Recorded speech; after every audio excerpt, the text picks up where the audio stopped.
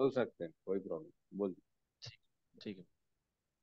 ओम अज्ञानतिमिरन्धस्य ज्ञानाञ्जनशलाकया चक्षुरुन्मिलितं येन तस्मै श्रीगुरवे नमः। श्रीचैतन्यमनोभीष्टं स्थापितं येन भूतले स्वयं रूपः कदा मह्यं ददाति स्वपदान्तिकं।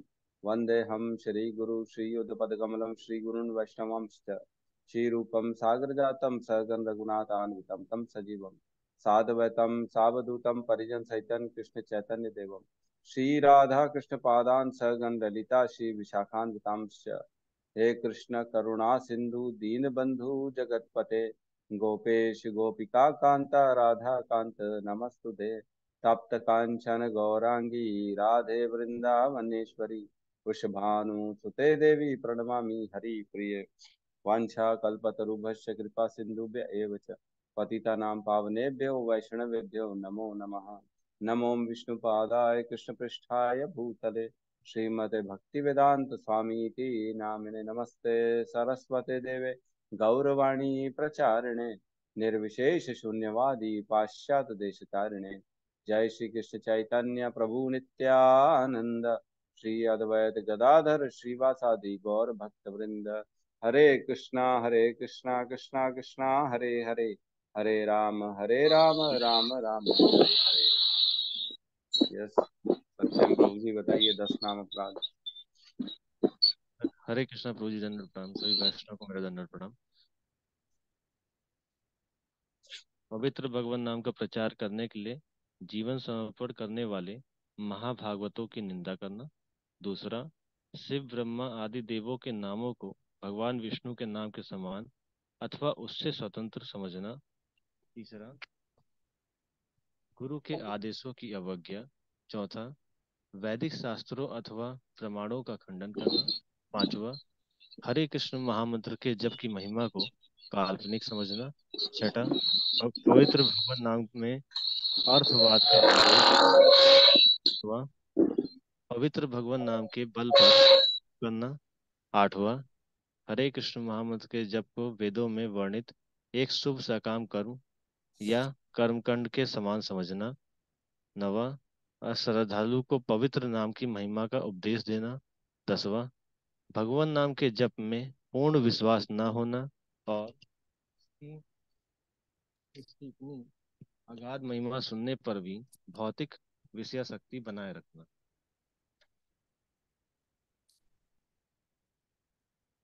अपने को वैष्णव समझने वाले प्रत्येक भक्त को इन सब अपराधों से बचना चाहिए। इससे शीघ्र अतिशीघ्र अविष्ट सिद्धि प्राप्त हो सकती है। हरे कृष्ण। हरे कृष्णा। बहुत बहुत धन्यवाद प्रभु जी का। तो प्रवेश करते हैं हम आज के भगवत गीता के सत्र में। 17वां अध्याय चल रहा है हमारा, श्रद्धा के विभाग। ठीक है। कल हमने स्टार्ट किया 17.01 और 02, ये दो श्लोक हमने कल करे। तो 17.1 और 2 में कुछ खास नहीं है। एक में प्रश्न पूछा जाता है अर्जुन के द्वारा। अर्जुन ने कहा है, हे कृष्ण, जो लोग शास्त्र के नियमों का पालन न करके अपनी कल्पना के अनुसार पूजा करते हैं उनकी स्थिति कौन सी है? वे सतोगुणी है, रजोगुणी है या तमोगुणी है? तो बेसिकली उनके अंदर एक सवाल उठ पैदा पैदा हुआ कि दैवी गुण वाले तो जो है शास्त्रों को फॉलो करते हैं, आसुरी गुण वाले जो है शास्त्रों को पूरी तरह से नकार देते हैं। लेकिन ऐसे बीच की भी एक कैटेगरी बनाई उन्होंने, जो एक ऐसे भी लोग हैं जो पूर्ण रूप से शास्त्र को फॉलो नहीं करते हैं, लेकिन श्रद्धा होती है। वो कहीं ना कहीं किसी न किसी गुरु की, किसी न किसी पेड़ की, किसी न किसी पत्थर की पूजा करते हैं अपने मनमाने ढंग से। उनका विधि भी जो है अपने मनमाने ढंग से रहती है। तो ऐसे लोगों का क्या गति होती है, ये पूछते हैं। ऐसे लोग सतोगुणी है, रजोगुणी है कि तमोगुणी है? तब भगवान ने बताया, सेकंड नंबर श्लोक में भगवान ने कहा, देहधारी जीव द्वारा अर्जित गुणों के अनुसार उसकी श्रद्धा 3 प्रकार की होती है, सतोगुणी, रजोगुणी अथवा तमोगुणी। अब इसके विषय में मुझसे सुनो। तो ये तो था स्क्रिप्ट जो है ना, बनाया माहौल। अब जो है मेन जो हमारा एसेंस है इस अध्याय का, वो तीसरे नंबर श्लोक से हमको मैसेज मिलेगा, भगवान का ज्ञान मिलेगा। तो तीसरा नंबर श्लोक बहुत इंपॉर्टेंट है। बहुत अच्छे से अपन इस पे चर्चा करेंगे। और ये विषय जो है ना, एक्चुअल में भगवत गीता जो है ये प्रैक्टिकल है। हम हर चीज को अपने जीवन के साथ जोड़ के देख सकते हैं। हम ये देख सकते हैं किस प्रकार हमारे आसपास के लोगों के अंदर भगवत गीता के अनुसार गुणों का, किस प्रकार गुणों से प्रभावित हो रहे हैं, कौन से गुण में हैं, सतोगुणी, रजोगुणी, तमोगुणी है, दैवी, आसुरी है, क्या हो रहा है, सबके अंदर क्या परिस्थिति है, ये हम देख सकते हैं अपने आमने सामने। तो तीसरे नंबर श्लोक में प्रवेश करते हैं हम, साथ में दोहराएंगे। सत्वानुरूपा सर्वस्य सत्त्वानुरूपा सत्त्वानुरूप सर्वस्य सर्वस्य श्रद्धा भवति भारत। श्रद्धा श्रद्धा भवति भवति भारत। भारत। श्रद्धामयो अयं पुरुषो यो श्रद्धामयोऽयं पुरुषो यो यच्छ्रद्धा स एव स। यच्छ्रद्धा स एव स। सत्त्वानुरूपा सर्वस्य सत्त्वानुरूप सर्वस्य सर्वस्य श्रद्धा भवति भारत। श्रद्धा भवति भारत। श्रद्धामयोऽयं पुरुषो यो श्रद्धामयोऽयं पुरुषो यत् श्रद्धः सः एव सः। यच्छ्रद्धः स एव सः। तत्त्वानुरूपा सर्वस्य सत्त्वानुरूप सत्त्वानुरूपा सर्वस्य सर्वस्य श्रद्धा भवति भारत। श्रद्धा भवति भारत। श्रद्धामयो अयं पुरुषो यो श्रद्धामयोऽयं पुरुषो यो यच्छ्रद्धः स एव च। यत् श्रद्धः स एव यच्छ्रद्धः स सः। एव सः। अनुवाद। हे भरत पुत्र, विभिन्न गुणों के अंतर्गत अपने अपने अस्तित्व के अनुसार मनुष्य एक विशेष प्रकार की श्रद्धा विकसित करता है। अपने द्वारा अर्जित गुणों के अनुसार ही जीव को विशेष श्रद्धा से युक्त कहा जाता है। अब श्रद्धा के बारे में चर्चा चल रही है कि श्रद्धा कैसी होती है और उनको किस प्रकार श्रद्धा को बांटा जा सकता है। तो यहाँ बताया है सत्वा अनुरूपा सर्वस्य। सत्वा अनुरूपा मीन्स सत्व, सत्व अनुरूपा। सत्व किसे कह रहे हैं यहाँ पे? सत्व बेसिकली यहाँ पे कहने का मतलब है अंतःकरण। हर एक की जो है अंतःकरण में एक अनुरूप, उनका अंतःकरण के अनुरूप उनकी सर्व से, सबके अंदर है ना, सबके अंदर जो अंतःकरण होता है उसके अनुरूप श्रद्धा भवती भारत, उन उसके अनुरूप उसकी श्रद्धा होती है। हे अर्जुन, यहाँ तक समझ में आया? सत्व मीन्स अंतःकरण, अंतःकरण के अनुरूप सबके अंदर सर्वस्य श्रद्धा भवती भारत, एक श्रद्धा होती है जो कि पिछले जन्म से आती है ना। हमने पहले भी पढ़ा 16वें अध्याय के 5वें श्लोक में, जहां भगवान ने कहा कि हे अर्जुन, तुम चिंता मत करो, तुम दैवी गुणों के साथ उत्पन्न हुए, तुम्हारा जन्म जो है दैवी गुणों के साथ उत्पन्न हुआ है। मतलब गुण जो है वो जन्म के साथ आते हैं, पिछले शरीर के साथ। हमने पहले भी चर्चा करी थी, जो जो जो हम कर्म करते हैं पिछले जन्मों में उसके अनुसार हमारे संस्कार बनते हैं। जो संस्कार हमारे अंतःकरण में बैठ जाते हैं। अंतःकरण क्या होता है, कौन बताएगा? अंतःकरण मतलब संस्कार कहाँ रहते हैं हमारे पिछले जन्मों के? जल्दी फटाफट। श्री प्रभु, सत्यम प्रभु। हरे कृष्णा प्रभु। ये आत्मा में क्या आत्मा हो सकती है क्या? आत्मा में। ठीक है गौतम प्रभु, और कौन बताना चाहेगा? अरे संस्कार कहाँ रहते? यस रघुनाथ दास जी, आप ही बता दो चलो। प्रभु जी, मन बुद्धि अहंकार के साथ ही रहता है। मन बुद्धि अहंकार के साथ रहते हैं, और जिसको हम सूक्ष्म शरीर कहते हैं। हाँ, एकदम सही है। अंतःकरण मतलब मन, बुद्धि, अहंकार और चित्त। चित्त क्या होता है? अब कौन बताएगा चित्त क्या होता है?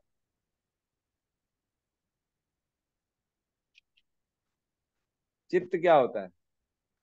हृदय होता है प्रभु चेतना जी। क्या प्रभु जी? हम्म। चेतना। यस, आत्मा की चेतना, कॉन्शियसनेस, इसको कहते हैं चित्त। कई बार मन को भी चित्त कहा जाता है, ऐसी बात नहीं है, मन को भी चित्त कहा जाता है, बट बेसिकली वो कॉन्शियसनेस है। चित्त जो है कॉन्शियसनेस है। तो जो चित्त होती है, कॉन्शियसनेस होती है, और ये आत्मा का प्रोडक्ट है। कॉन्शियसनेस मीन्स चेतना, जहां आत्मा रहेगी वहां चेतना रहेगा। तो जो चेतना होती है वो प्रभावित होती है, और मन बुद्धि अहंकार जो होता है वो आत्मा के साथ सूक्ष्म शरीर में वसी ट्रेवल करता है साथ ही साथ। तो जैसे आत्मा के साथ मन बुद्धि अहंकार उसका आवरण बना लेता है, तो आत्मा से निकलने वाली चेतना जो होती है वो प्रभावित हो जाती है। जिस प्रकार ट्यूबलाइट के ऊपर की रोशनी प्रभावित हो जाएगी, वैसे ही प्रभावित हो जाती है, और वो कलर की रोशनी दिखती है पूरे कमरे में, है ना। ब्लू कलर की पन्नी चढ़ा देंगे ट्यूबलाइट में तो ब्लू कलर की लाइट दिखेगी। येलो कलर की ट्यूबलाइट में पन्नी चढ़ा देंगे तो येलो कलर की लाइट दिखेगी। इसका क्या मतलब हुआ?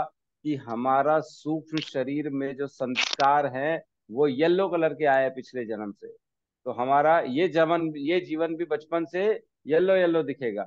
मतलब जिसके अंदर बचपन से नॉनवेज खाने का शौक है, मतलब उसके पिछले जन्म में उसने कुछ ना कुछ ऐसा कार्य किया होगा, और इस जन्म के जो कार्य होते हैं वो हमारे अंतःकरण में नए छाप बनाते हैं। ठीक है। तो हमारे कार्य हमको नए संस्कार प्रदान करते हैं। जो जल्दी उठना चाहेगा, रोज उठना चाहेगा नहीं लेकिन उठेगा, फिर भी रोज उठेगा, रोज उठेगा, तो ये क्या बनेगा? धीरे धीरे धीरे धीरे संस्कार बनेगा, और एक समय आएगा कि आपको फिर उठने के लिए।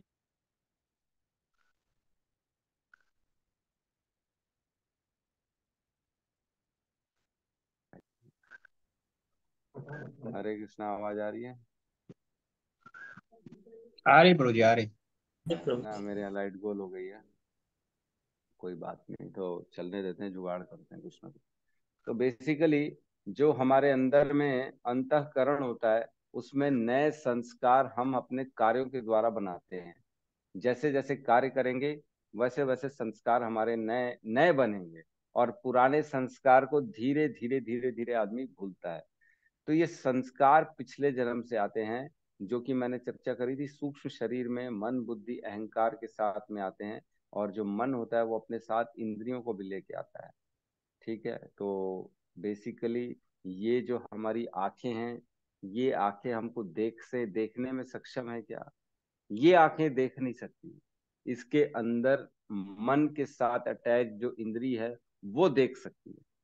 ये तो मात्र हमारे शरीर का एक आवरण है जो हमको दिखाने में उपयोग आता है। जैसे कि कैमरा का लेंस है। ठीक है। कैमरे के लेंस के बाहर का एक कवर लगा रहता है उसके अंदर, और उस कवर के माध्यम से लेंस अंदर छुपा रहता है और उस कवर के माध्यम से देखता है। तो क्या कवर देख रहा है कि लेंस देख रहा है? देखने वाला तो लेंस है अंदर। कवर जो है वो खाली जो है आवरण मात्र है उसका। तो उसी प्रकार हमारा जो ये आंख है, ये आवरण मात्र है ना। आवरण मात्र है जो हमको दिखाने में मदद करता है। बड़ा मुश्किल हो गया, ये लाइट गोल हो गया। ठीक है। तो सत्वम मीन्स अंतःकरण। अंतःकरण में व्यक्ति अपने साथ संस्कारों को लाता है। तो वही बता रहे, सत्व अनुरूपा सर्वस्य, सबके पास उनके अंतःकरण के अनुसार श्रद्धा भवती भारत, श्रद्धा होती है। जैसा पिछले जन्म में उसके पास प्राप्त हुआ है वैसी उसको श्रद्धा होती है। आगे बता रहे हैं, श्रद्धामय अयम पुरुषो, श्रद्धामयो अयम पुरुषो मीन्स इस श्रद्धा से युक्त होके व्यक्ति, श्रद्धामयो अयम पुरुषो, ऐसी श्रद्धा से युक्त व्यक्ति, यो यत श्रद्धा स एव स, जिसके पास जैसी होती है उस प्रकार की वो श्रद्धा रखता है, वो श्रद्धा विकसित करता है जिस प्रकार की उसके पास श्रद्धा होती है। मतलब जैसी पिछले जन्म से उसके पास श्रद्धा आएगी वही श्रद्धा इस जन्म में भी वो कंटिन्यू करेगा। इस श्लोक का मतलब ये है। लेकिन ये बहुत इंपॉर्टेंट श्लोक है। ये इसको हमको किसी भी प्रकार से ना मतलब कमजोर नहीं समझना, बहुत बहुत इंपॉर्टेंट है। अंतःकरण क्या करता है, जैसे हमने देखा ना, एक स्पॉन्ज होता है। जैसे माता जी लोग बर्तन साफ करते हैं स्पॉन्ज से, तो जैसे स्पॉन्ज को बर्तन में डालेंगे तो स्पॉन्ज क्या करेगा, बर्तन की सारी गंदगी एब्जॉर्ब कर लेता है। माता जी लोग सब बैठे हैं, जानते ही हैं। पोछा लगाएंगे तो पोछे को पहले एकदम पानी में साफ करेंगी, फिर पोछे को नीचे जमीन में लगाएंगी, तो पोछा क्या करेगा, सब कुछ एब्जॉर्ब कर लेगा, है ना। बचपन में हमारे साथ ना, हम स्कूल जाते थे तो इंक पेन यूज करते थे ना। इंक कहीं गिर जाती थी तो वो एक ब्लॉटिंग पेपर होता था जिसको रखते थे, तो पेपर पर इंक को एब्जॉर्ब कर लेता था। अब तो मेरे ख्याल से वो सब खत्म हो गया है, अभी नहीं है ना। तो पहले ये सब होता था। तो अंतःकरण क्या करता है, ऐसे ही हर चीज को एब्जॉर्ब करता है जिस भी कार्य में इसको लगाएंगे। जैसे स्पॉन्ज को बर्तन साफ करने के कार्य में लगाया, तो स्पॉन्ज ने क्या किया, बर्तन की मिट्टी को उठा के एब्जॉर्ब कर लिया। स्पॉन्ज को अगर हम शरबत में डालेंगे तो स्पॉन्ज शरबत एब्जॉर्ब कर लेगा। स्पॉन्ज को अगर हम कहीं और रखेंगे, बाहर मट्टी में रखेंगे, तो वो मट्टी, उसके ऊपर पूरी मट्टी का लेप लग जाएगा। तो कहने का मतलब है, स्पॉन्ज सिर्फ एब्जॉर्ब करेगा जिसमें भी आप उसको इन्वॉल्व करोगे, जो भी कार्य आप स्पॉन्ज से कराओगे वो उसको एब्जॉर्ब कर लेगा। तो उसी प्रकार हमारा जो चित्त होता है, हमारा अंतःकरण होता है, वो जिस भी कार्य में हम उसको लगाते हैं वो उस कार्य को एब्जॉर्ब कर लेता है, और ये बनता है संस्कार। यही ट्रेवल करता है हमारे साथ अगले जीवन में। तो ये बहुत जरूरी है हमारे लिए कि हम अपने आप को सतोगुण में रखें, ऐसे कार्यों में लिप्त करें जिस कार्यों से हमारे जो नए संस्कार बने वो अच्छे संस्कार बने। कहते हैं ना लोग, जो मन में आए वो करो, जो तुम्हारी इच्छा है वो करो। मेरे को तो बड़ा चिढ़ है ऐसे बोलने वालों से। एकदम गलत, फॉल्स स्टेटमेंट है, एकदम बेवकूफ बनाने वाला स्टेटमेंट, प्योर रजोगुणी स्टेटमेंट, प्योर रजोगुणी। जिसको रजोगुण में आगे बढ़ना है वो ऐसे स्टेटमेंट देगा। अच्छा, इस श्लोक से ना एक चीज और हमको समझ में आ रही है, ऐसी श्रद्धा जो पिछले जीवन से आ रही है वही श्रद्धा आगे कंटिन्यू होगी। इसका मतलब ये है, अगर कोई रजोगुणी है तो वो आगे भी रजोगुणी ही बनेगा, आगे भी कंटिन्यूएशन जो करेगा वो रजोगुण का ही संग करेगा, क्योंकि ऐसे लोग ही उसको पसंद आएंगे, क्योंकि ऐसी श्रद्धा वो पिछले जन्म से लेके आया है। जो तमोगुणी व्यक्ति है, जो पिछले जन्म से तमोगुण को लाया है इस जन्म में, वो आगे भी तमोगुण का ही संग करेगा, और वैसे ही लोगों के साथ उठना बैठना करेगा, और वैसे ही संस्कार और पसंद करेगा। लेकिन जिसको ज्ञान आ जाता है, जो भगवत गीता पढ़ता है ना, वो, उसका ट्रिक आ जाती है। वो अपने गुणों को बदलना जानता है, वो जानता है कि मैं गुण बदल सकता हूँ। वो ये समझता है कि मैं जैसा चाहूंगा अपने आप का गुण, मैं वैसा नया गुण डेवलप कर सकता हूँ। तो जैसे जैसे वो सतो गुण में रहने की कोशिश करता है, सुबह उठता है, अर्ली मॉर्निंग डेली सुबह उठेगा, 4 बजे, 4:30 बजे, कैसी भी परिस्थिति हो उठेगा वो, क्योंकि मालूम है सतोगुण में रहने के लिए उठना पड़ेगा। जो सुबह उठता है वो सतोगुणी में धीरे धीरे प्रवेश करता है, और जो गुण की प्रधानता आती है, जो गुण का संग करेंगे धीरे धीरे वो गुण प्रधान बनने की कोशिश करता है। तीनों में हमने चर्चा करी थी, रेस चलती तीनों गुणों में। सतोगुण चाहता है कि मैं श्रेष्ठ रहूं, रजोगुण चाहता है मैं श्रेष्ठ रहूं, तमोगुण चाहता है मैं श्रेष्ठ रहूं। तीनों में रेस लगी रहती है। आप जिसको सपोर्ट करोगे वो गुण का प्रधानता बढ़ती चले जाएगी आपके जीवन में। तो हमको कैसे उसको सपोर्ट करना है, कैसे सतोगुण को बढ़ाना है।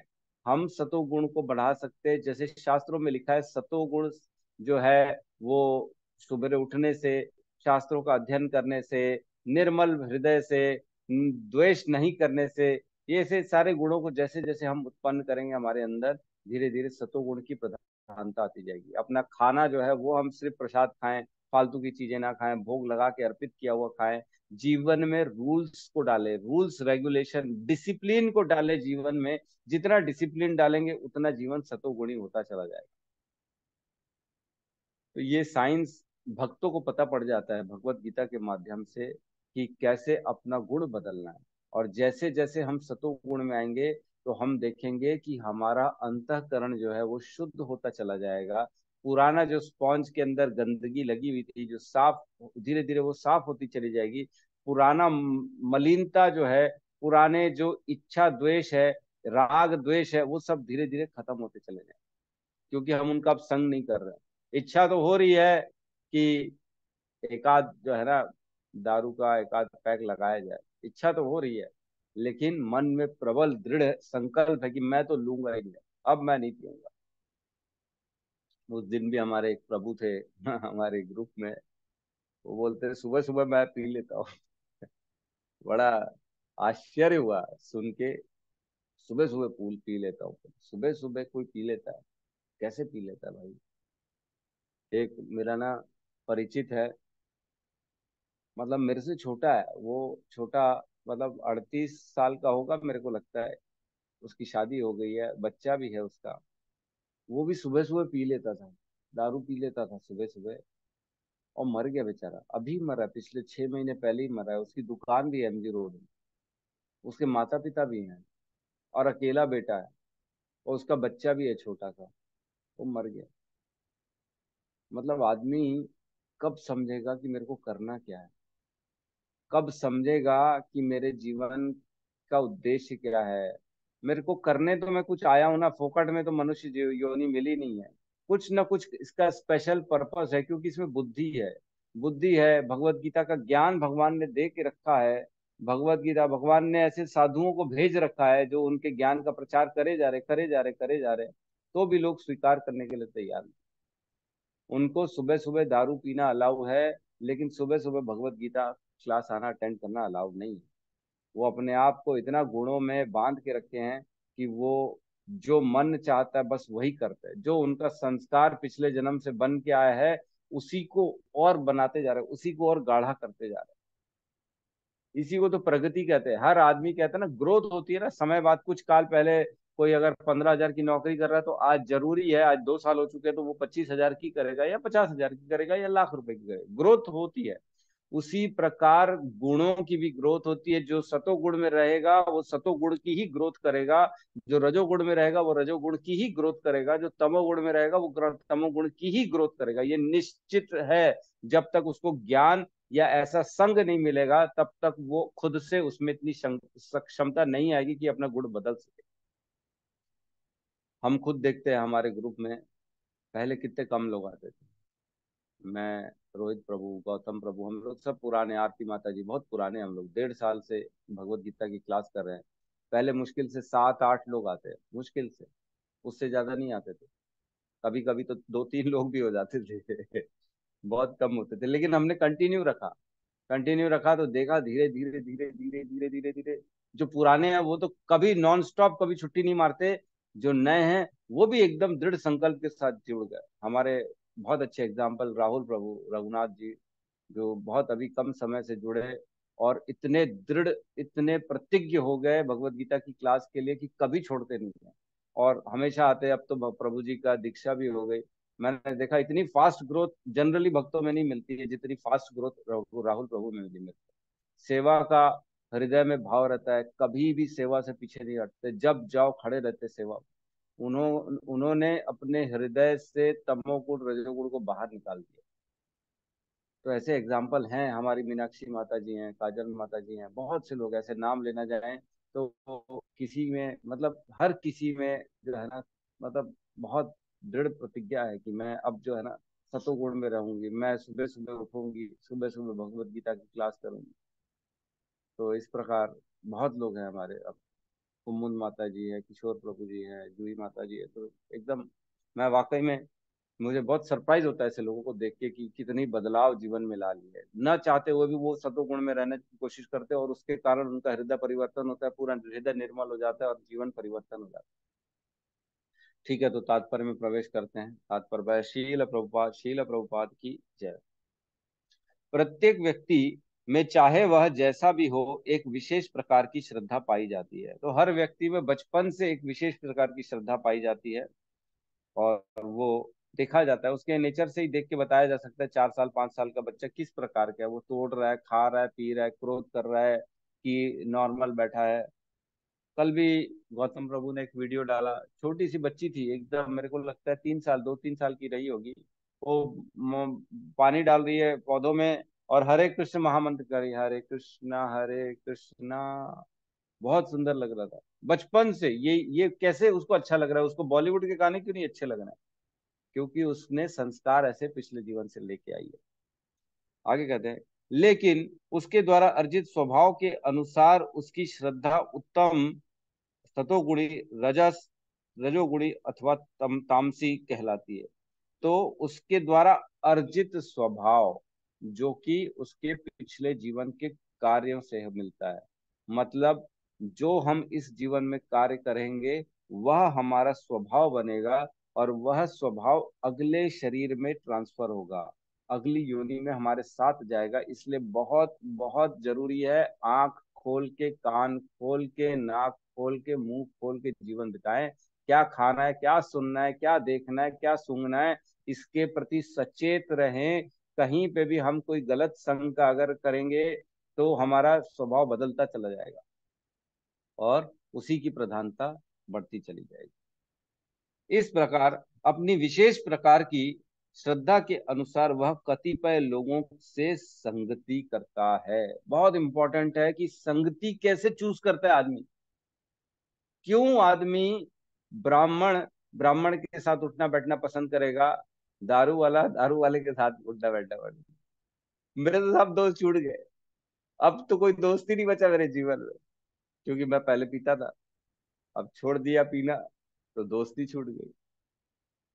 बोलते हैं इंग्लिश में एक कहावत है, birds of same feather fly together. जो पक्षी होते हैं जिनके पर समान होते हैं, मतलब एक प्रजाति के जो होते हैं पक्षी, वो समान साथ में उड़ते हैं। तो वही है, birds of same feather fly together. वैसे ही यही है कि जिन जिन में जो सेम गुण होंगे वो साथ में उठेंगे बैठेंगे। तो मैं देखता हूँ कई बार दोस्त मिलते हैं आपस में, जैसे ग्रुप में 4-5 हो गए, तो लोग मिलेंगे, बोलेंगे आज तो संडे है, आज शाम का क्या प्रोग्राम है? इसका मतलब समझ में आ गया। आज शाम को खाने पीने का मूड बन रहा है। और मेरे को बोलते हैं, मैं बोलता हूँ भाई मैं तो तुम पनीर खाओगे तो मेरे साथ चलो, घास फूस खाओगे तो चलो, प्रसाद खाओगे तो चलो। मेरे को बोलते पार्टी, मतलब भैया मेरी पार्टी तो गोविंदास में होगी, चलना है तो चलो। ओहो, बोलते गोविंदास वहां क्या खाने को मिलेगा? वो भाई हम जो खिला सकते हैं वही यही है, और उससे ज्यादा हम कुछ नहीं खिला सकते। तो बहुत ये क्लियर है, एकदम क्लियर है ना? एक ही थाली के चट्टे बट्टे बोलते हैं ना हिंदी में, एक ही थाली के चट्टे बट्टे, सब एक समान है। प्रभुपाद कहते थे कि you tell me about your friends, I will tell you about you. Prabhupada ji कहते थे कि तुम अपने दोस्तों का विवरण दो, मैं तुम्हारा विवरण दे दूंगा। क्यों? क्योंकि दोस्तों का वही होता है, जैसे दोस्त रहेंगे, जैसा रहेगा संग वैसा रहेगा रंग, जैसा संग करेंगे वैसा रंग हमारे अंदर आ जाए। तो बहुत इंपॉर्टेंट है अपने संग को चुने, है ना? हमारे शास्त्रों में इसीलिए संग का बहुत इंपॉर्टेंस है ना? असत्संग त्याग यही वैष्णवाचार। असत्संग वाले व्यक्तियों को त्यागना है, तत्काल त्यागना है। चाहे वो माता पिता क्यों ना हो, गुरु क्यों ना हो, भाई बहन क्यों ना हो, पड़ोसी क्यों ना हो, बच्चे क्यों ना हो, ऐसे व्यक्ति को तुरंत त्याग देना है जो असत्संग है, जिनके अंदर रजोगुण तमोगुण भरा पड़ा हुआ है। उनके साथ बात तक नहीं करनी चाहिए, हमारे दूर हो जाना चाहिए ऐसे व्यक्ति। बहुत इंपॉर्टेंट है ये। तो लोग क्या प्रभु जी वर्णाश्रम धर्म कैसे निभाएंगे, अपना कर्तव्य कैसे निभाएंगे, पत्नी के प्रति, पति के प्रति कैसे निभाएंगे, माता पिता के प्रति? कर्तव्य निभाओ लेकिन संग मत करो, दूर रहो। अपने कार्य कर लो लेकिन दूर रहो, उनके साथ ज्यादा मेल जोल मत करो, कम कर दो। बिकॉज अगर अपनी चेतना को संभाल के रखना है। चेतना क्या है? एक तरह से कोरा कागज है, कोरा कागज है, उसमें जो शाही ऐसे छिड़केगा वो कलर चढ़ता चला जाएगा, चढ़ता चला जाएगा। तो अपने कागज को बचाना है हमको। ऐसे संग से, गलत संग से जितना दूर रहेंगे उतना अपनी चेतना को बचा पाएंगे। अब वास्तविक तथ्य तो यह है, जैसे 15वें अध्याय में कहा गया है, प्रत्येक जीव परमेश्वर का अंश है। तो भगवान ने बताया, ममे वंश जीव लोक जीव भूत सनातन मन शस्त्राणी इंद्रियाणी प्रकृति स्थानी कर्षति। मेरे ख्याल से 15.07 है ना? जिसमें भगवान ने बताया सारे सारे लोग मेरे अंश हैं। अतः वह मूलतः इन समस्त गुणों से परे होता है। तो बेसिकली जब भगवान बता रहे कि मेरे अंश है सारे जीव, तो उनके अंदर कौन से गुण होने चाहिए?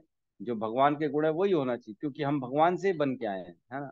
अगर गन्ने से गन्ने का रस निकाला जाएगा तो उसमें गन्ने के गुण ही आएंगे, है ना।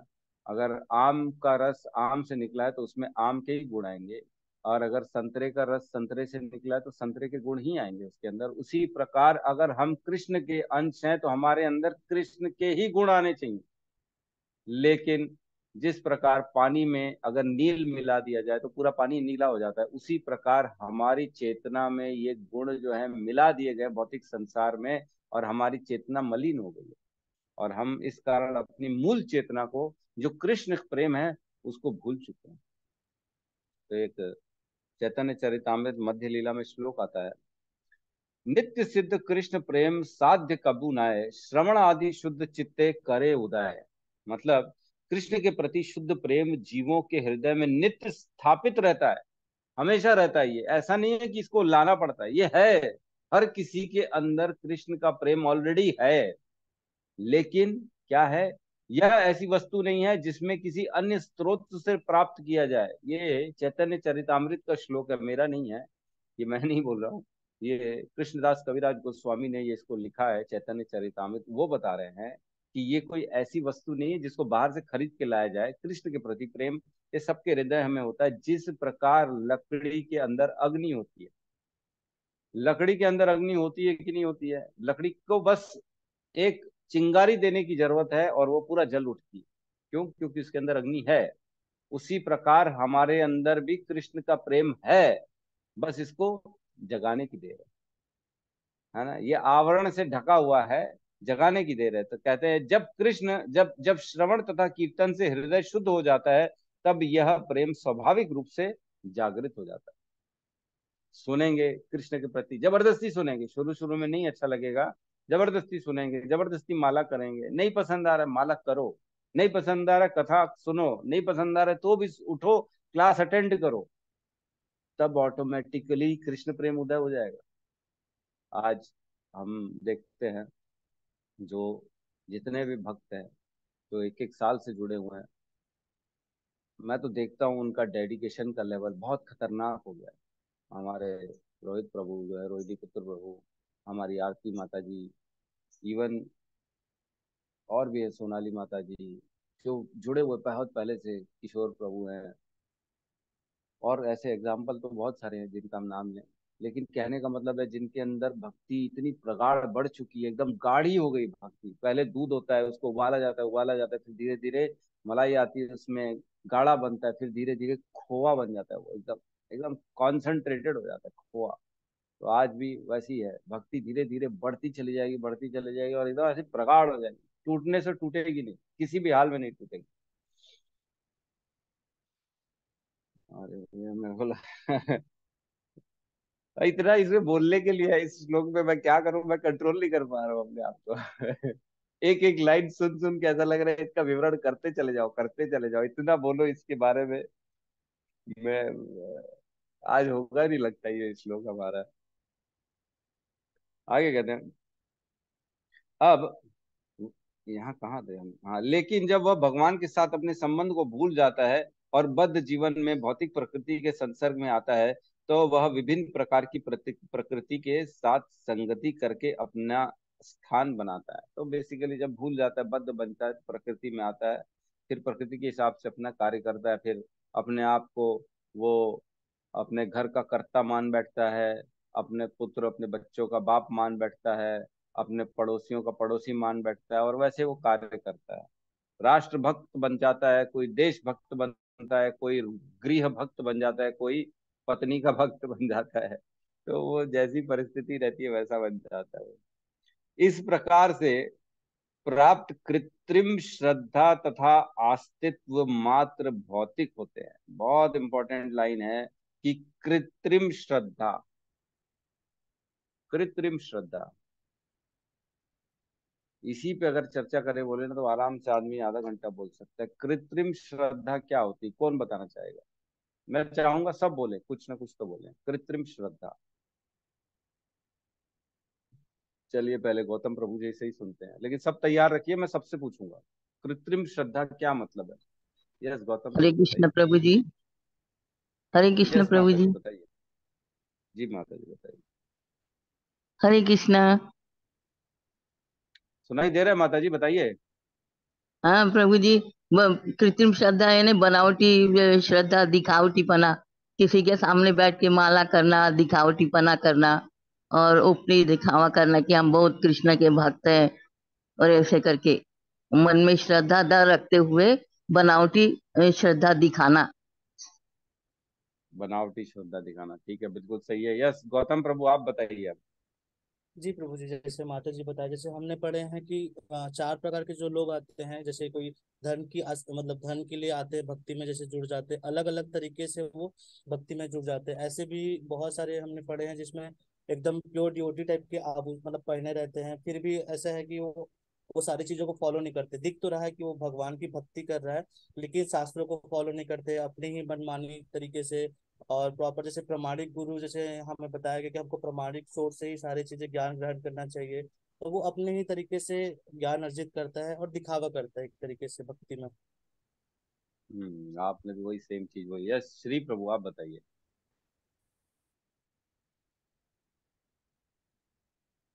हरे कृष्ण प्रभु जी। अरे प्रभु जी, कृत्रिम श्रद्धा अर्थात वो है कि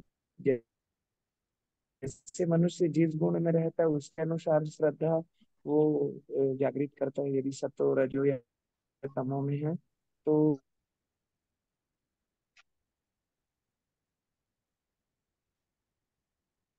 आवाज नहीं आ रही आपकी। चार से कि आवाज नहीं आ रही आपकी प्रभु जी, एकदम डिस्टर्ब हो रही है। ये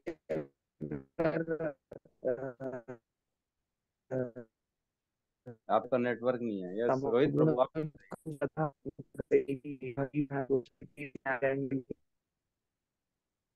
कुछ समझ में नहीं आ रहा प्रभु जी। आप रोहित प्रभु आप बताइए। यस प्रभु जी, जैसे कृत्रिम प्रभु श्रद्धा बोले तो प्रभु जी, इसमें आजकल के जैसे जो नेता जी, लोग मैं हैं। श्री प्रभु आप नेटवर्क में आइए, थोड़ी देर में फिर बोलिएगा आप, है ना। यस रोहित प्रभु आप बोलिए। प्रभु जी, जैसे इसमें ये बोल सकते हैं कि आजकल जो मंदिर जाने का दिखावा करते हैं, जैसे एक अभी जो नेता लोगों का रहता है, एक प्रकार में देखा जाए कि जो अपना फोटो सेशन के लिए जो श्रद्धा ये करते हैं, फोटो खिंचाते हैं, और उसमें जो अपना बहुत सारे हैं, जैसे अपना फ्लावर का हो गया, मैं जैसे इसमें पेड़ थोड़ा उगाते हैं, है ना, पेड़ उगाते हैं, उसको फोटो खिंचाने के लिए, जो पब्लिक सेक्टर में आने के लिए जो से अपना वो श्रद्धा करते हैं, वो भी एक कृत्रिम श्रद्धा ही कहा जाएगा। और अभी जैसे दिखावटी के लिए जैसे मंदिर जाते हैं, मस्जिद जाते हैं, कुछ इसमें कुछ कुछ भी ये क्षण में जैसे हो गया अपने स्पेस इसमें, उसको कहा जा सकता है कृत्रिम श्रद्धा।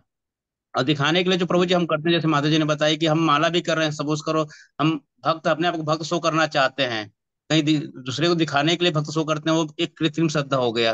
मतलब दिल से नहीं करना, एक प्रकार में देखा जाए कि एक्चुअल ना करके उसको दिखावटी, मतलब लोगों को दिखाने के लिए करना एक कृत्रिम श्रद्धा होगा प्रभु जी, यहाँ तक मेरे हिसाब से। बिल्कुल सही है। यस सत्यम प्रभु आप बताइए, तो फिर मैं अपना इसमें भी अपन हरे व्याख्या कृष्ण करेंगे। यस बताइए।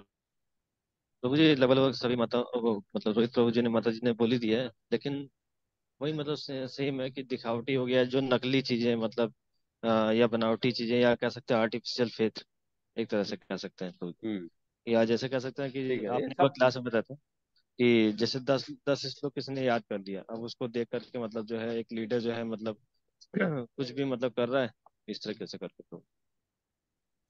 ठीक है, सबने सही कहा है। इस प्रकार से प्राप्त कृत्रिम श्रद्धा तथा अस्तित्व मात्र भौतिक होते हैं। तो बहुत इंपॉर्टेंट है, कृत्रिम श्रद्धा मतलब जो आर्टिफिशियल फ्लेवर दिखाता है आदमी, न सिर्फ भक्ति का, जीवन में भी। ऐसे बहुत से लोग दिखेंगे आपको जो आपके मुंह पे मीठे रहेंगे। ऐसा कई बार होता है, लोग बोलते हैं ये मेरा बचपन का दोस्त है, इसको मैं अच्छे से जानता हूँ, लेकिन उसी के साथ ना कुछ छोटी छोटी बात में कभी लड़ाई हो जाती, अलग हो जाते दो। तो ये क्या था उनके बीच में, जो बचपन का प्रेम था, ये कृत्रिम था, आर्टिफिशियल था।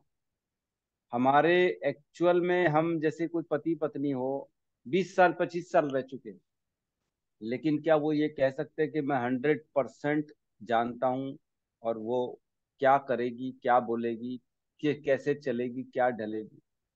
नहीं। वो उसके बाद भी 25 साल बाद भी उसको मालूम है कि मैं मतलब इसको जानता नहीं हूँ, कहीं ना कहीं लड़ाई हो जाएगी, मैं ये बोलूंगा वो बात नहीं माने। तो कृत्रिम मीन्स मतलब सब आर्टिफिशियल चल रहा है इस संसार में, भौतिक चीजों में एक दूसरे के रिलेशन भी सारे आर्टिफिशियल, सब रिलेशन, हर चीज आर्टिफिशियल चल रही है, कोई चीज ओरिजिनल है ही नहीं।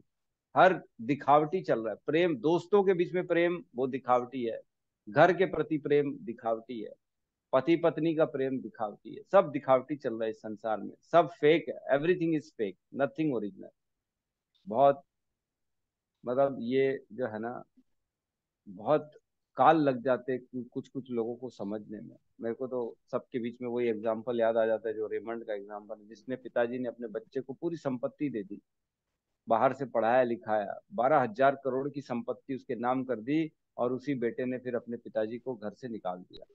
तो ये क्या था उसके बेटे का? ये आर्टिफिशियल फ्लेवर था अपने पिता के प्रति कि मैं आपका पुत्र हूँ, मैं आपसे प्रेम करता हूँ। तो ये आर्टिफिशियल फ्लेवर अंदर कुछ और था, बाहर कुछ और था, जब तक दिखाया तब तक ठीक है। जिस दिन पिताजी ने उसको संपत्ति दे दी, अब वो ओरिजिनल फॉर्म में आ गया और बाहर कर दिया पिताजी। तो ये आर्टिफिशियल है, हर इंसान आर्टिफिशियल है, बनावटी है हर इंसान कहीं ना कहीं। लेकिन ओरिजिनल प्रेम क्या है? वो कृष्ण का प्रेम है जो हमारे सबके अंदर हृदय में है, लेकिन उसको जगाने की देरी है। जगेगा कैसे? यहाँ लिखा है, श्रवण आदि शुद्ध चित्त करे उदय। श्रवण आदि, आदि मीन्स श्रवणा कीर्तन, और जो नवदा भक्ति के नौ नौ स्टेप्स हैं, श्रवण कीर्तनम स्मरण विष्णु स्मरणम पाद सेवनम अर्चनम दास्यम साख्यम आत्म निवेदनम, ये जो 9 स्टेप्स हैं, इससे आदमी जो है ना, श्रवण आदि शुद्ध चित्ते करे उदय, ये सारे के सारे प्रक्रिया से हृदय शुद्ध होता है, और फिर कृष्ण प्रेम जागृत है ना। तो अपना आर्टिफिशियल फ्लेवर उतार देते हैं। आजकल देखता हूँ मैं, बच्चे दिखाते हैं, वो छोटे छोटे रील बनाएंगे हैं, और बातें इतनी मीठी मीठी करते हैं, वाओ वाओ आप ऐसा करिए या, ऐसी मीठी मीठी लैंग्वेज, स्वीट कोटेड वर्ड्स बोलेंगे, oh you look damn, you look good, आपने ये कर दिया, और वो पीछे जाके उसी को गाली बक रहा है। ये सब कृत्रिम चल रहा है, हर चीज कृत्रिम चल रही है। आगे भले ही कोई किसी धारणा या देह देह आत्मबोध द्वारा प्रेरित हो, लेकिन मूलतः वह निर्गुण या दिव्य होता है। बहुत इंपॉर्टेंट है कि हम मूलतः निर्गुण है और दिव्य है। ये हमारे बारे में चर्चा चल रही है। भले ही हमारे अंदर नील का पानी, नील का कलर चढ़ा हो, कीचड़ चढ़ गई हो, स्पॉन्ज ने बर्तन के साफ करते करते पूरा स्पॉन्ज काला हो गया हो, तो जब पूरा साफ कर करके 1 साल बाद माता जी लोग किचन का स्पॉन्ज दिखाएंगे तो उसका कलर काला गंदा दिखेगा। लेकिन क्या मूलतः वो काला है? नहीं है।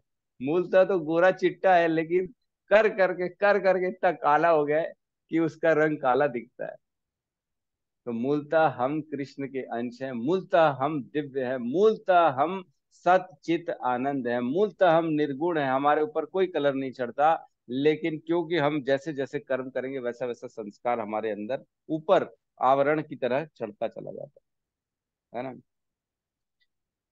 अतः भगवान के साथ अपना संबंध फिर से प्राप्त करने के लिए उसे भौतिक कलमश से शुद्ध होना पड़ता है। देखो, बहुत इजी है। जब बारिश का पानी धरती पे पड़ता है ना, तो बारिश का पानी एकदम साफ निर्मल होता है, लेकिन जैसे ही कीचड़ में पड़ा, वो भी कीचड़ बन गया।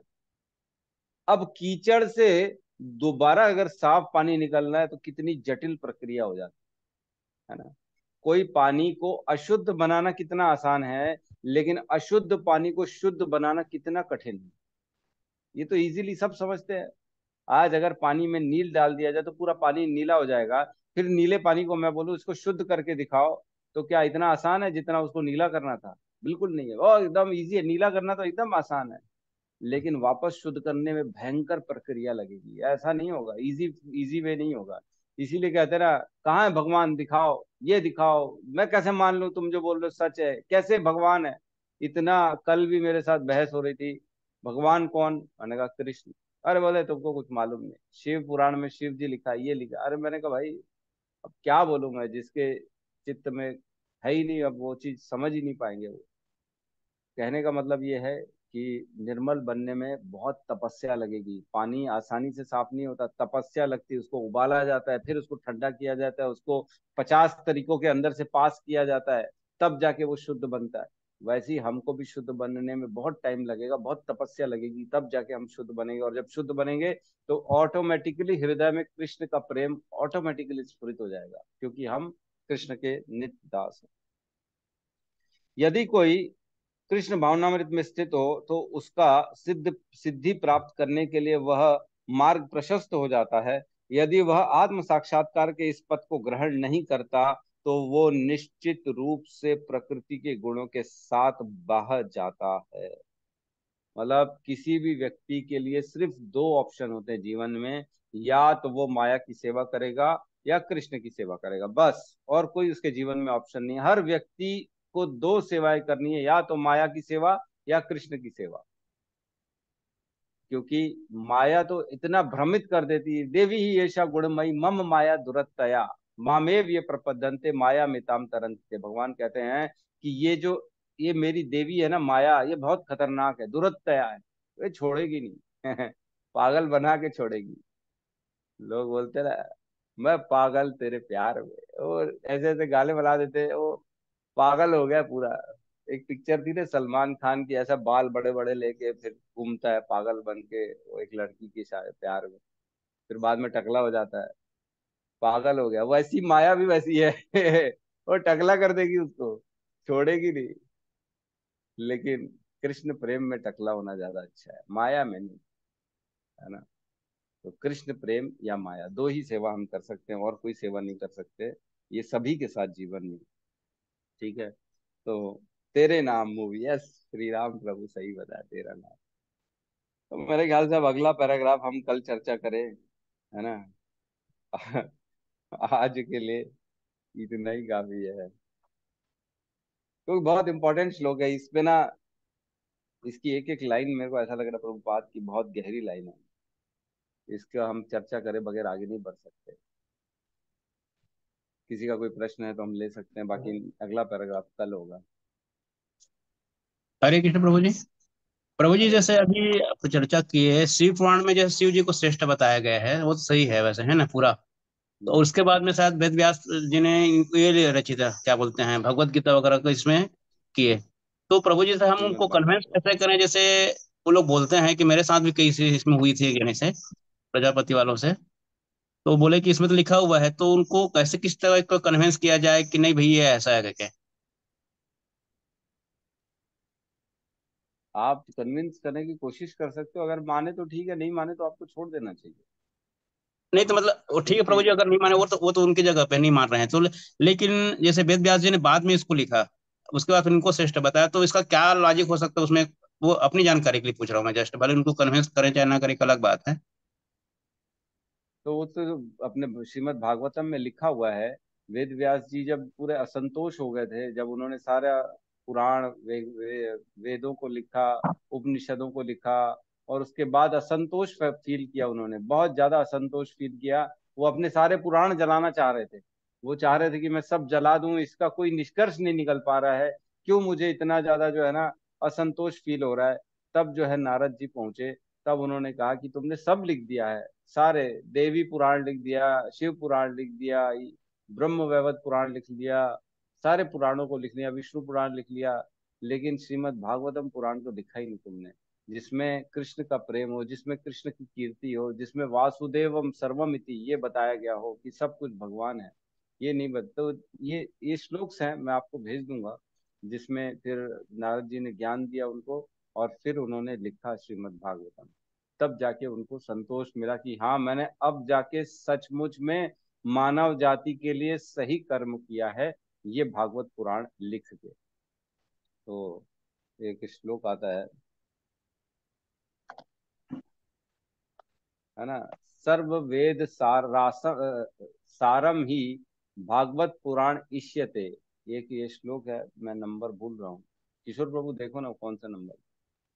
सर्व वेद सारम ही भागवत पुराण इष्यते, मतलब सारे वेदों का सार जो है ये भागवत पुराण है, सारे वेदों का सार। तो आप ये श्लोक दिखा सकते हैं, उनको बता सकते हैं कि देखो हर पुराण का रस है इसमें, हर पुराण का सार इसी में है, तो इसमें जो लिखा है वो सबसे बड़ा श्रेष्ठ है। तो श्रीमद प्रभु जी शिव पुराण भी, हाँ, 12, 13, 15 भागवतम। 12, 12, 13, 15 में पढ़ के सुनाता हूँ आपको ना, इतने सारे हो गए हैं, याद ही नहीं रहता है।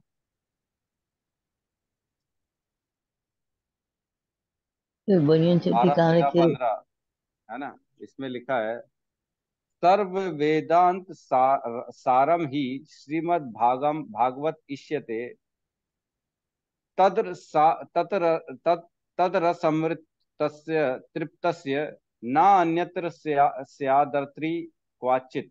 मतलब श्रीमद् भागवत को समस्त वेदांत दर्शन का सार कहा जाता है, जिसे इसके अमृतमय रस से तुष्टि हुई है वह कभी अन्य किसी ग्रंथ के प्रति आकृष्ट नहीं होगा। 12, 13, 15 ये श्लोक है, ये बता सकते हो कि सर्व वेदांत सारमी, मतलब सारे वेदों का अंत, अंत मीन्स कंक्लूजन का सार है, सर्व वेदांत सारम ही श्रीमद् भागवतम इष्यते, तत् रस अमृत तृप्तस्य, उसके रस से जो अमृत मिलता है, न अन्यत, ऐसा रस कहीं नहीं मिलेगा, न अन्यत स्यात् द्रतित क्वाचित, मतलब ऐसा कभी रस किसी और ग्रंथ में मिलेगा ही नहीं जो इसमें मिला है। तो आप ऐसे श्लोक्स हैं जो आप बता सकते हो लोगों को कि भैया देखो लिखा हुआ है, ऐसा नहीं, मैं नहीं बोल रहा हूँ, स्वयं जिन्होंने शिव पुराण लिखा वही यहाँ पे ये लिख रहे हैं कि सर्व वेदम रासम सारम ही। ऐसे बहुत से श्लोक हैं, बता सकते हो। भगवत गीता में तो अनेकों अनेकों श्लोक मिलेंगे जिसमें भगवान बताते कि मैं ही विष्णु हूँ, मैं ही शिव हूँ। हमने पढ़ा है 10वें अध्याय में, भगवान ने पहले बताया कि मैं शिव हूँ, रुद्रों में मैं शिव हूँ, है ना। और भगवान ने 7वें में बताया, 7.7 में बताया कि जो है ना मुझसे बड़ा कुछ नहीं है ना। कौन सा श्लोक है 7.7? मत परम तरफ नाम न बसु। मत पर तरम न किंचित अस्ति धनंजय, मई सर्वम इदम प्रोक्तम सूत्रेण मणिगणाई। यस, बिल्कुल सही है। तो ऐसे हम कोटिंग कर सकते हैं, लेकिन देखो मानेंगे नहीं मानेंगे ये कहना मुश्किल है। मैं तो सही, मेरा मैं सैल्यूट करता हूँ कैसे लोगों ने कन्विंस किया है, मतलब भक्ति में आने के लिए। वाकई में हमारे आचार्यों को, गुरुओं को सैल्यूट है, प्रणाम है, जिन्होंने देखिए लोगों को डाइवर्ट किया है। जैसे मतलब किसी को समझाना जो है ना, वाकई में उल्टे घड़े में पानी डालना, उल्टे घड़े में पानी डालना है, डालते जाओ, वो समझेगा ही नहीं। मेरे से तो नहीं समझता। पता नहीं लोग कैसे समझा देते, कैसे भक्ति के लिए उनको कन्विंस कर लेते हैं, कृष्ण श्रेष्ठ है, भक्ति करो, माला करो, नाम जप करो। हमसे तो होता नहीं है ना। तो आप ये सब चीज कोशिश करके बता सकते हो,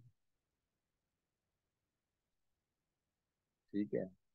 और किसी का कोई अपना, यस श्री राम प्रभु बताइए। हरे कृष्ण प्रभु जी, यदि आज्ञा हो तो मैं बताने की कोशिश। करिए ना, बिल्कुल आज्ञा क्या है, करिए, बताइए, आप कोशिश करिए पूरी।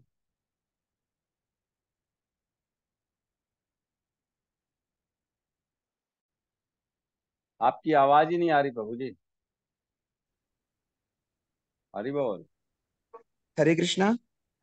हाँ प्रभु जी, अब आई थोड़ी, हाँ बताइए। प्रभु जी, यदि आज्ञा हो तो रोहित प्रभु जी जो प्रश्न पूछे ना वो मैं बताने की कोशिश कर सकता हूँ। करिए ना, करिए, बिल्कुल करिए।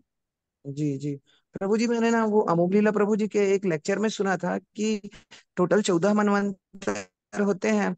तो 14 मनवंतर में ना एक चाक्षु तामस मनवंतर होता है, ये 5th नंबर का मनवंतर है। तो प्रभु जी उसमें ना भगवान कृष्ण ने भगवान शिव को ही सर्वोच्च भगवान का पद दिया था। हम्म। तो इसलिए और उसी समय को प्रदर्शित करते हुए ही वेद व्यास जी ने शिव महापुराण की रचना की है। तो इसलिए उस समय ना भगवान भोलेनाथ को सर्वोच्च भगवान बताया गया है।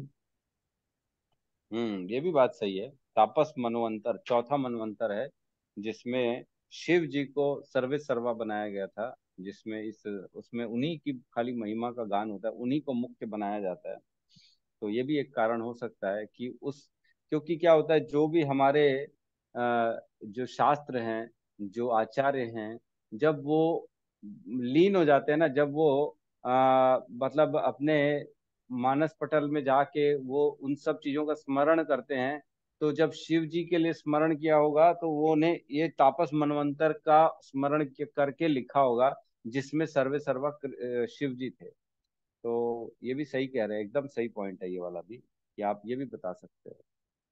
14 मनवंतर हैं। सबसे पहला है स्वयंभू मनु, स्वारोचित मनु, उत्तम मनु, तापस मनु, रैवत मनु, चाक्षुषी मनु, वैवस्वत मनु, जो अभी चल रहा है, अभी वो वैवस्वत मनु चल रहा है। फिर आएगा सर्वाणी मनु, दक्ष सर्वाणी मनु, ब्रह्म सर्वाणी मनु, धर्म सर्वाणी मनु, रुद्र सर्वाणी मनु और देव सर्वाणी मनु। ये 14 मनवंतर जो हैं, ये ब्रह्मा जी के दिन भर में चलते हैं। तो ये अलग अलग मनवंतर में अलग अलग जो है फिलॉसफी अलग हो जाती पूरी की पूरी टोटल। यस रघुनाथ दास जी, आप अपना नाम जो है ना रघुनाथ जी दास मत करो, आप रघुनाथ दास जी कर लो। हरे कृष्ण। रघुनाथ जी दास। जी जी जी। प्रभु जी मैं पूछ रहा था दो तीन, जैसे कि आपने बताया कि हमारे पूरा पूर्व संस्कार हमारे पूर्व जन्म से ही आते हैं, जो दिव्य गुण या आसुरी होते हैं। तो प्रभु जी जैसे हम इस जन्म में जैसे आए हैं, तो हम इससे पहले तो एक अलग ही दुनिया में थे, मदिरा पान करना या जो भी है आसुरी प्रवृत्ति में। तो वो हमारे एक बोल सकते हैं कि हम पहले आसुरी गुण में थे, अब हमने अपना इच्छा से या हम इस भक्ति में आए, तो फिर हम देवी गुण में होते जा रहे हैं, हम ऐसा समझ सकते हैं।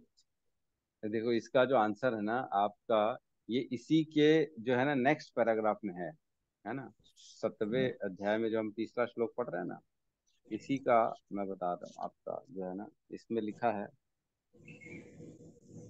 एक लाइन आएगी।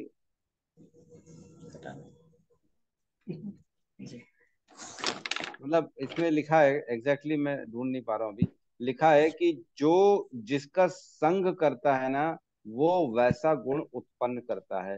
और अगर किसी को संग मिल जाता है सतोगुणी व्यक्ति का, तभी वो अपना पूर्व संस्कार बदल सकता है, और भगवान के मतलब अपने जो पुराने जितने भी जो गंदे संस्कार है वो तभी बदलेगा जब उसको ऐसा कोई संग मिलेगा। तो ये हम कल पढ़ेंगे। इसका आंसर यही है कि जैसे आपको संग मिल गया, आपने पसंद किया, आपने रहना पसंद किया, आपने उसको चीजों को फॉलो करना चालू कर दिया, तो आप जो है अपना जो है नए संस्कार बनाने में सक्षम हो जाओगे, नहीं तो नहीं बना पाओगे। खुद से कोई व्यक्ति अपना नया संस्कार नहीं बना सकता, ये बहुत बहुत दुर्लभ है एक्चुअल में। जब तक ज्ञान नहीं होगा किसी का, जो है आपको गाइडेंस नहीं होगा, जब तक कोई बताने वाला नहीं होगा, आपको कैसे मालूम कि सतोगुण कैसे बदलेगा? आपको कौन बताएगा सुबह उठना अच्छा होता है? कोई बताएगा तभी उठोगे ना आप, नहीं तो कैसे उठोगे? कोई बताएगा भगवत गीता पढ़ना चाहिए, कोई भगवत गीता समझाने वाला होना चाहिए, खुद से समझ में आएगी भगवत गीता? कितना ही पढ़ ले आदमी, मैं बोलता हूँ 6 बार 8 बार 10 बार क्यों ना पढ़ ले, खुद से समझ में नहीं आने वाली भगवत गीता, जब तक कोई समझाने वाला नहीं होगा नहीं समझ सकता व्यक्ति, बिल्कुल नहीं समझ सकता। तो उसी प्रकार जब तक कोई समझाने वाला नहीं हो, जब तक हमारे को कोई सुधारने वाला नहीं हो, हम अपने गुणों को नहीं बदल सकते। एकदम पिछले श्लोक में लिखा था ना, 16वें अध्याय के एंड में हमने पढ़ा था कि क्या ऐसे आसुरी व्यक्ति का उद्धार का कोई चांस है कि नहीं है, हमने पढ़ा था। मैंने ये सबसे प्रश्न किया तो सब ने बोला था हाँ कभी ना कभी तो पॉसिबल है, उद्धार हो सकता है, हो सकता है। लेकिन उसका आंसर है कभी भी नहीं आसुरी व्यक्ति का उद्धार हो सकता है, कभी नहीं हो सकता। भगवान ने स्वयं बोला है कि वो निरंतर जन्मों जन्मों तक नीचे गिरते रहते हैं आसुरी योनि में, उनका कोई पतन के कोई चांस नहीं है ना। लिखा है 16.20 में, हे कुंती पुत्र, ऐसे व्यक्ति आसुरी योनि में बारंबार जन्म ग्रहण करते हुए कभी भी मुझ तक नहीं पहुंच पाते, कभी भी नहीं पहुंच पाते, मतलब कोई चांस नहीं, कोई भी चांस नहीं। लेकिन लेकिन अगर कोई साधु, कोई वैष्णव उसके जीवन में प्रवेश कर गया और उसको भगवत ज्ञान दे दिया तो उद्धार उसका हो जाएगा, नहीं तो नहीं हो सकता। खुद से नहीं कर सकता, खुद से कभी नहीं कर सकता, है ना। जी प्रभु जी। प्रभु जी और कोई पूछ रहा है क्या प्रभु जी? तो ले लीजिए, मैं दो तीन पूछ रहा था। यस स्वपन प्रभु, आपका हैंड रेज है, कुछ पूछना चाह रहे हैं क्या? कृष्णा गुरु जी, दंडवत प्रणाम। हरे कोई कृष्णा। जी का वो एक क्वेश्चन था ना, उसमें एक बहुत बड़ा प्रमाण बताए हैं जो भगवान श्री कृष्ण ही सर्वश्रेष्ठ है और भगवान है।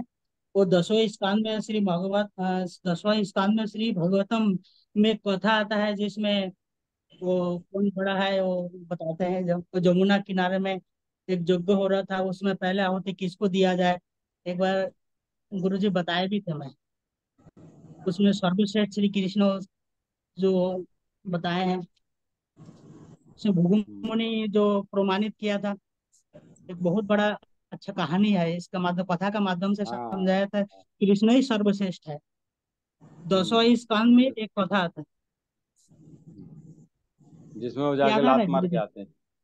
हाँ जी, हाँ जी।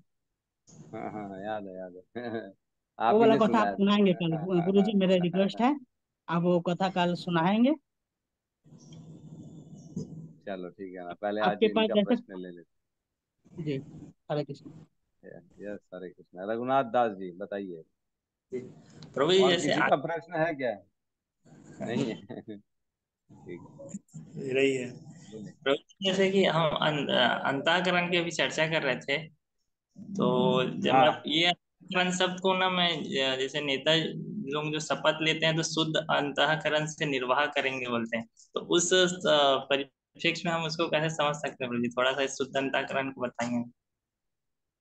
शुद्ध अंतःकरण, अंतःकरण मैंने बताया ना, मन बुद्धि अहंकार, है ना। तो शुद्ध मन, शुद्ध बुद्धि, शुद्ध अहंकार, शुद्ध चित्त से निर्वाह करूंगा, मतलब इंटरनली अच्छा फील करूंगा, अंदर से ही अच्छा सोच के करूंगा। लेकिन ये सब आर्टिफिशियल है, जो भी संसार में हो रहा है सब आर्टिफिशियल है, लेकिन कृष्ण प्रेम ही ओरिजिनल है। तो अंतःकरण हमने बताया, आप समझ चुके हैं अंतःकरण क्या है, इसमें जी और क्या चर्चा करें। जी जी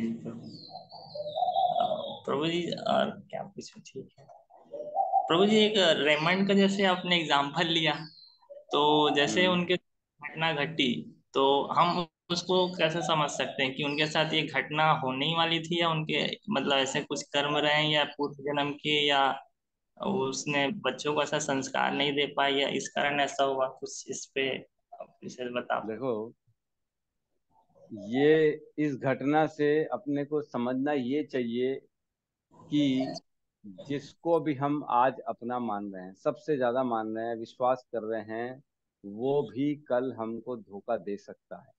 ये समझना चाहिए ना कि ये कर्मों पे जाए, ठीक है हमारे साथ, देखो जिसके साथ जो होना है वो होके रहेगा। लेकिन सीखने की बात यह है कि हमको अब आज क्या चीजों पे सोचना है, आज हमको किस प्रकार इस दुनिया को देखना है, अपने आप में हम क्या चेंजेस ला सकते हैं इस सब घटनाओं से। तो सीख यही मिलती है हमारे को कि किसी के लिए भी अनैतिक कार्य ना करें, किसी पे भी अत्यधिक विश्वास ना करें, किसी से भी अत्यधिक प्रेम ना करें, किसी के लिए भी हद से ज्यादा गुजरना ठीक नहीं है ना। कोई भी क्यों ना हो, कोई भी, मतलब कोई भी, माता पिता, पति पत्नी, पुत्र पत्नी, पुत्र पुत्री, सबके लिए बात चल रही है। किसी पे भी हमको धर्म के खिलाफ जाके उसके साथ ऐसा आचरण नहीं करना चाहिए, क्योंकि जो आज अपना है वो कल पराया निश्चित तौर से होगा ही होगा, निश्चित तौर से, ये श्योर है।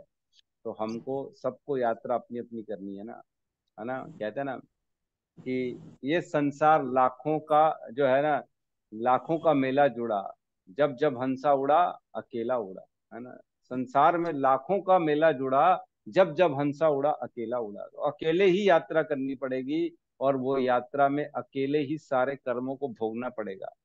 तो सब छूट जाएगा, पति पत्नी, बच्चे बच्ची, माता पिता, सब छूट जाएंगे, अपने कर्म ही हमारे साथ जाएंगे। तो कहने का मतलब ये है कि किसी से भी अत्यधिक कभी भी आशा ना करें, किसी से भी अत्यधिक प्रेम ना करें, किसी से भी अत्यधिक जो है ना, लिमिट से ज्यादा जाके अनैतिक कार्य भी करना, ये सब ठीक नहीं।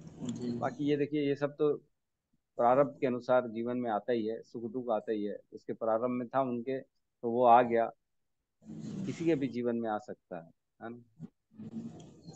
जी प्रभु। प्रभु जी, छूटने से आप बोले कि जैसे ही हम भक्ति में प्रवेश करें तो हमारे मित्र दोस्त रिश्तेदार सब अलग हो गए, मतलब इतना उनसे मतलब बातचीत भी नहीं होता। और जैसे आप बोले पहले संग करते थे, पार्टी करते थे, तो अब वो सब एकदम दूर हो गए। मतलब हम भी नहीं चाहते, लेकिन वो नॉर्मली तक बात मतलब नहीं करते हैं, ऐसा हो गया। अरे वैसी हमारे साथ भी ऐसी हुई है, क्या बताएं आपको। ऐसी है, सब छूट जाता है। तो ये हमारे किशोर प्रभु ने डाल दिया है। जिंदगी में हजारों का मेला जुड़ा, हंस जब जब उड़ा तब अकेला उड़ा। काल से बच न पाएगा छोटा बड़ा, हंस जब जब उड़ा तब तब अकेला उड़ा। काल से बच नहीं पाएगा छोटा बड़ा, चाहे बड़ा आदमी हो चाहे छोटा हो, काल तो घेर ही ले। और रही बात संघ की, तो ये निश्चित है, जब तक आपसे किसी को कुछ मिल रहा है तब तक वो रिश्ता जीवित है। जिस दिन आपसे उसको वो चीज मिलना बंद हो गया ना, वो रिश्ता टूट जाएगा, निश्चित तौर से टूट जाएगा। आजमा के देख लीजिएगा, आजमा के देख लीजिएगा। 2 4 6 महीने जो है ना, जिसको जो मिल रहा है आपसे वो देना बंद कर दो, तो देखो कितना आपसे क्लोज रहता है, कितना आपकी केयर करता है। जी प्रभु यस जी एक, सत्यम प्रभु। अच्छा ले लीजिए सत्यम। आपकी एक लिस्ट खत्म ही नहीं हो रही है। क्या है, प्रभु जी एक अड़ोस पड़ोस में भी डाउट। क्वेश्चन लेके आते हो क्या? सन ले लीजिए प्रभु जी, उनका क्या होना। हाँ बोलिए, यस गौतम, यस सत्यम प्रभु। प्रभु जी एक शुरू से ही क्वेश्चन आ रहा है कि मैं मतलब एक्चुअली आज तक ये समझता आया था कि अंतःकरण तो मतलब हृदय होता है, मतलब जैसे शुद्ध अंतःकरण मतलब शुद्ध हृदय। तो क्या ऐसा समझना गलत है क्या प्रभु? हाँ, हृदय नहीं होता अंतःकरण, ये भौतिक संसार में अंतःकरण हृदय को बोला जाता है, लेकिन हमारे हिसाब से क्लियर कट है, अंतःकरण मीन्स मन बुद्धि अहंकार और चित्त, इसको बोलते हैं अंतःकरण, ठीक है है। ना। तो बेसिकली मन जो होता है ना, देखो हमने चर्चा तो करी हुई है, मन बुद्धि अहंकार, इनमें धीरे धीरे एक एक हमने पढ़ा है ना, मेरे ख्याल से तीसरे अध्याय में पढ़ा है कि किस प्रकार कौन किससे श्रेष्ठ होता है ना। तो जिस व्यक्ति में मन श्रेष्ठ होगा तो वो मन मन को ही बोलेगा कि मन ही सब कुछ है ना। एक श्लोक है 3.42 में हमने पढ़ा था, इंद्रियाणि पराणि आहु इंद्रियेभ्यः परम मनः, मनस्तस्तु परा बुद्धिर, यो बुद्धे परास्ततु सह। मतलब सबसे नीचे आता है, हमने पढ़ा था मैटर, डल मैटर, जड़ वस्तु। फिर उसके बाद आती हमारी इंद्रियां, कर्म इंद्रियां। फिर उसके बाद इंद्रियां, फिर उसके बाद इंद्रियों के विषय, इंद्रियों के विषय के ऊपर आता है मन, फिर उसके ऊपर बुद्धि, और उसके ऊपर आत्मा। तो इस तरह से ना ये एक हायरार्की बनी होती है। लेकिन ऊपर का व्यक्ति जितना साइलेंट होगा ना, नीचे वाला उतना उछलना चालू हो जाएगा। लेकिन उत्तर ऊपर का व्यक्ति जितना पावरफुल होगा, नीचे के व्यक्ति कोई उछलेंगे नहीं, वो अपने मर्जी से काम नहीं करेंगे। उसी प्रकार अगर मन के ऊपर बुद्धि है तो बुद्धि श्रेष्ठ कहलाएगी, लेकिन अगर बुद्धि वीक है तो मन श्रेष्ठ कहलाएगा। इसलिए लोग मन को ज्यादा मानते हैं, क्योंकि आज के संसार में सिर्फ मन का ही बोलबाला है, सबके अंदर में मन श्रेष्ठ है बुद्धि नीचे है। तो इसलिए अंतःकरण का मतलब मन कहलाता है, समझे। जी प्रभु।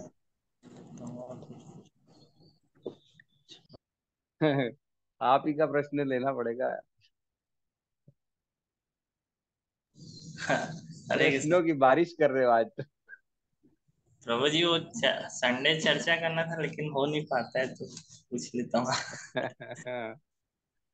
बोलिए, एक प्रश्न। एक लास्ट ले लेते प्रभु, जैसे आप बोले कि प्रभु जी पानी में अगर नील मिला दिया जाए तो उस पानी को फिर से शुद्ध करना बहुत मुश्किल होता है प्रभु जी। तो उसको हम्म। प्रभु कैसे उसको मतलब शुद्ध करेंगे कि मतलब उस पे अधिक हम श्रवण करें, उससे ही वो सीन, या हाँ, अगर में हम। श्रवण आदि, श्रवण आदि करे चित्ते उदय, मतलब करण श्रवण आदि शुद्ध चित्ते करे उदय।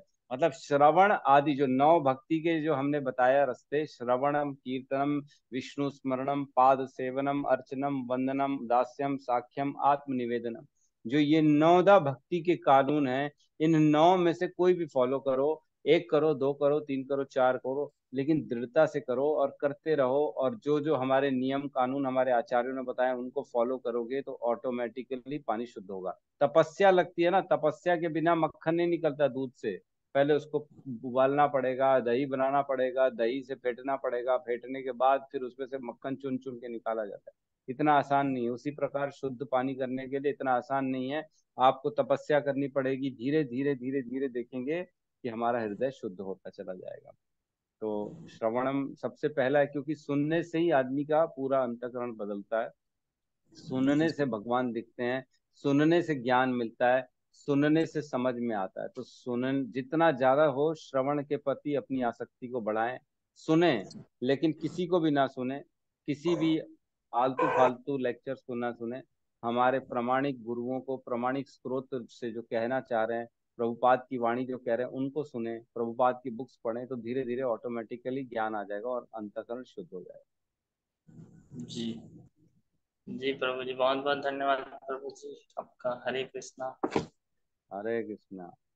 देखा जाए तो आपका धन्यवाद, जो ऐसे प्रश्न पूछते हैं जो लोक हित में होते हैं। ऐसे प्रश्नों का वाकई में बहुत मूल्य होता है, जो सबके ज्ञान का वर्धन करे। और ऐसे ही प्रश्न रखने भी चाहिए जिससे सबको ज्ञान मिले कि कैसे भक्ति में आगे बढ़ा जाए, कैसे कृष्ण को हम साक्षात्कार कर सकते हैं, कैसे हम अपने आप को मतलब उस स्तर तक ले जाएं जिससे भगवान को हम समझ सकें। तो बहुत बहुत धन्यवाद प्रभु जी, और सभी भक्तों का बहुत बहुत धन्यवाद।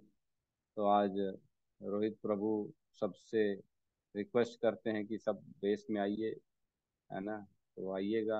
हाँ, आज गीतिका माता जी का बर्थडे है, जन्मदिन है, तो उसको साथ में सब मिलके हम सेलिब्रेट करेंगे और उनको आशीर्वाद देंगे। जो आशीर्वाद देने लायक है वो आशीर्वाद देने आए हैं, जो उनके आशीर्वाद लेने लायक है वो उनका आशीर्वाद लेने आए हैं। ठीक है, तो हम क्लास को क्लोज करते हैं। बहुत बहुत धन्यवाद।